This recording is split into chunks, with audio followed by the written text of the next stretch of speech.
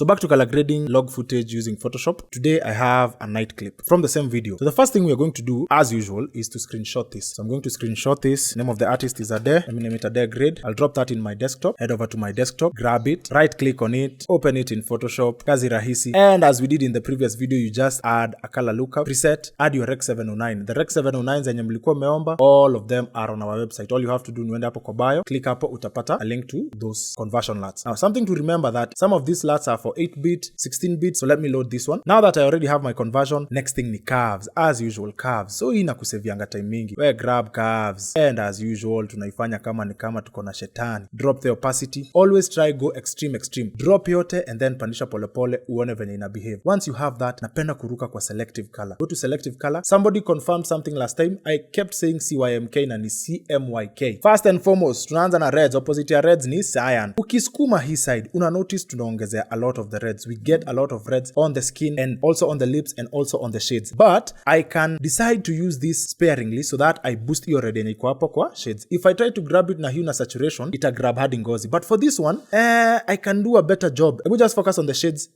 Checky.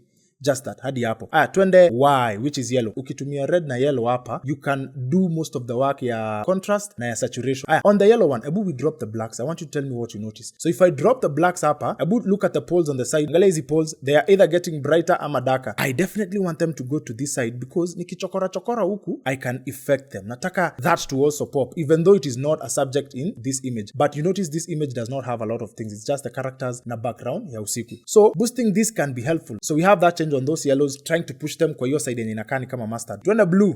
So if we effect this, we'll definitely be affecting nguo na bado tutakuwa tuki-effect the sky. So for watu wanapenda ikuwe na effect ya teal, this one will work best for you. So push it to this side kidogo, very slightly, hadi hapo. Wacha tuchukue hue and saturation, grab it, bado nataka kufocus on nguo na sky. So I can click either. Wacha ni click hapa and then you can just move hii slider ya saturation. Uona ni color gani utakuwa ukitoa hapa. You can also adjust hizi sliders hapa. So we definitely know tuna affect hii trouser na bado tuna affect sky. Reset, double click hapo, move it slightly. So I can increase the teal effect by kutumia 2 layers ya selective color na bado ya saturation. Why? Sometimes try kufanya kitu sparingly. Usichukue slider moja ufanye kila kitu mara moja. You can split that difference between 2 sliders. So nisongeshe hapo na bado let me adjust hapa saturation, nipunguza kidogo. Nataka nirudi kwa curves kidogo because kuna kitu nimenotice bado hii kitu ija pop kabisa. Let me adjust the opacity of the slider. Let me just push it hadi hapo. After hizi zote bado naweza work na levels.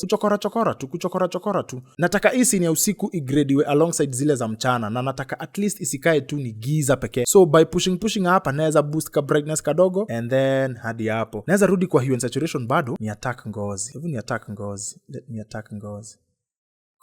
Kumbuka tunataka wakai uhai, wasikue red pia sana na wasikue yellow sana. So slightly moving it. Actually hapa kwa hue nimesongesha +7 to each side. You can also work hapa na lightness. Either kama unataka mtu wa glow ama unataka ikue a little bit dull, you can work na hiyo slider ya lightness. And as usual, enda kwa hiyo layer mwisho, move over to layer, new, background from layer, select all of your layers, move over to file, export, color lookup table, and then just export it as a cube. Iweke desktop. Ukimaliza hapo, enda kwa Premiere Pro, enda kwa Creative tab, hapo kwa look, browse, desktop, mbio, tunaima saa, and add your LUT. You can also adjust intensity hapa kama una notice inakuwa too much. Tuko na course. If you want to enroll on that course, enda hapo kwa bio, click on it, and then we will meet in class.